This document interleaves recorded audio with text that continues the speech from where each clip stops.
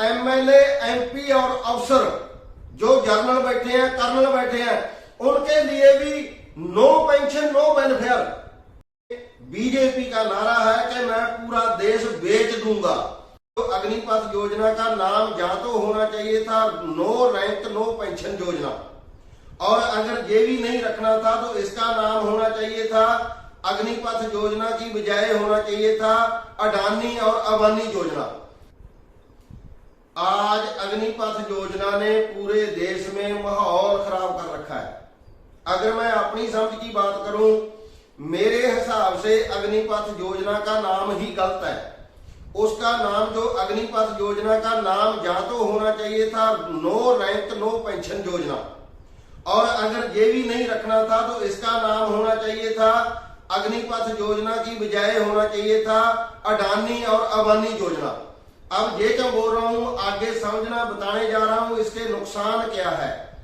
अब जो हमारे मोदी साहब है, जो हमारे राजनाथ साहब है, जो हमारे जनरल साहब है, इनको ये बड़ा दिमाग जो बरतने की तनख्वाह मिल रही है, जो इनको भत्ते और वेलफेयर मिल रहा है, इनको दिमाग बरतने की तनख्वाह मिल रही है।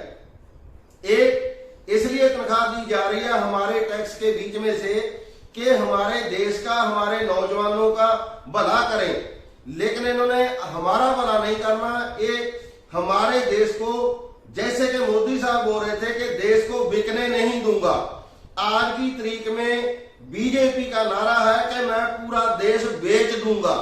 तो इसके बारे में थोड़ा जानना करने जा रहा हूं, जितना अपनी समझ के मुताबिक। जो अग्निपथ योजना है उसके जो नुकसान है, नंबर 1 इन्होंने बोला कि जो 17 से 21 साल की एज में हम भर्ती करेंगे, 17 साल में बच्चा +2 करेगा ज्यादा से ज्यादा, जब वो 4 साल बाद आएगा वो ना पढ़ने योग्य रहेगा, क्योंकि अगर वो फौज में भर्ती नहीं होएगा तो आगे BA MA करके कोई और रोजगार की तरफ जाएगा। अगर वो फौज में जाएगा तो 4 साल बाद आएगा। मेरा नंबर 1 सवाल कि वो आने के बाद बेरोजगार फौजी कहलाएगा या रिटायर फौजी कहलाएगा? आने के बाद क्या कहलाएगा? रिटायर फौजी हो तब कहलाएगा जब उसको कोई वेलफेयर मिलेगा, उसको कोई पेंशन नहीं मिलेगी, उसको कैंटीन सुविधा नहीं मिलेगी, उसको कोई जो है दूसरी MH की जो अस्पताल की सुविधा नहीं मिलेगी, तो फिर वो रिटायर फौजी तो कहलाएगा नहीं, वो बेरोजगार फौजी कहलाएगा। और उससे अगली बात, जब वो 17 से 21 फौज में रहेगा, 21 साल की शादी की उम्र गवर्नमेंट ने रखी है, जब वो शादी करवाएगा, लड़की वाले उसको देखने आएंगे, तो वो क्या रिटायर फौजी कहलाएगा, उनको बताएगा, जहां बेरोजगार फौजी बताएगा। और वो भी अपनी लड़की का रिश्ता क्यों देंगे? अगर मान भी ले कि उसको रिश्ता हो भी गया और उसने शादी कर ली, फिर उसकी मजबूरी बनेगी कि वो या तो अडानी और अंबानी के 5-7 हजार की नौकरी करे। जब उसके बच्चे हो जाएंगे, महंगाई इतनी है और उसमें वो क्या करेगा, उसका गुजारा नहीं होगा, फिर वो नौकरी छोड़ेगा। या तो नंबर 1 बात, वो गैंगस्टर के हथे चढ़ेगा, जाओ किसी कट्टरपंथी के हथे चढ़ेगा, जाओ किसी अतवाद के संगठन में जाएगा। क्लियर है, क्योंकि उसका गुजारा नहीं होगा और वो कोई गलत रास्ता अपनाएगा और उसकी जो देशभक्ति है वो देश में काम नहीं आएगी, देश के उल्ट काम आएगी। क्योंकि भूखे पेट, बोलते हैं कि भूखे पेट भक्ति नहीं होती, भक्ति करने के लिए भी पेट में कुछ चाहिए। जब वो अपना शादी करके जीवन गुजारेगा तो उसके परिवार के लिए भी कुछ चाहिए। और अगली बात करना चाहता हूं, जो देशभक्ति बोलते हैं कि फौजी देशभक्त होता है, बिल्कुल होता है जी।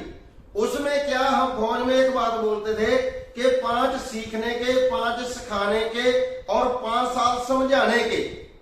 जब फौजी 15-20 साल 30 साल वाले उधर होते हैं तो उनको समझाते हैं कि ऐसा नहीं करना, ऐसा नहीं करना, तो फौज में रहते रहते एक देशभक्ति पैदा हो जाती है जो 4 साल में नहीं होगी।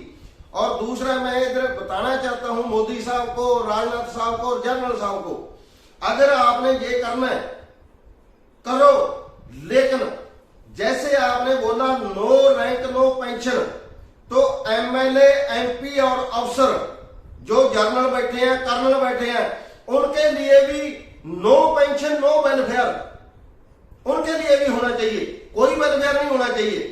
आप देश बेचने के लिए लगे हुए हो।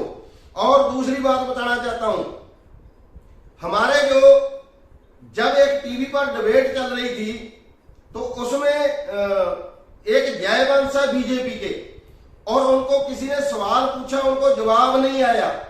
क्यों नहीं जवाब आया? उन्होंने बोला कि आप बताओ कि आप अपने बच्चे को 4 साल के लिए फौज में भेजना चाहोगे? बोला कि मेरी तो अलग बात है। क्यों? आपकी अलग बात क्यों है?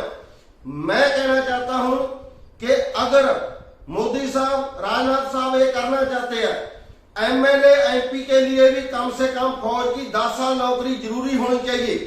ये करो आप, फौज की कम से कम एमएलए, एमपी की चोन लड़ने के लिए फौज की 10 साल जरूरी नौकरी करो।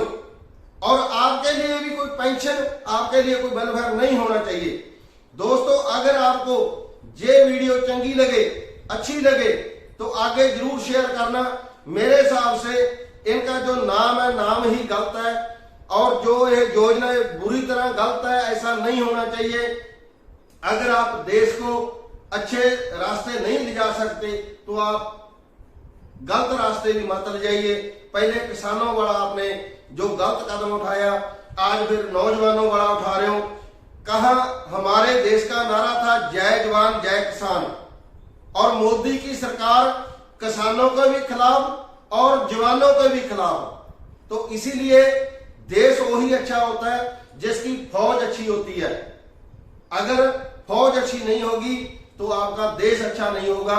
और मैं कहना चाहता हूं कि एमएलए, एमपी सरकारों में 10 साल फौज की नौकरी जरूरी होनी चाहिए, तब वो इलेक्शन लड़े, नहीं तो इलेक्शन ना लड़ पाए।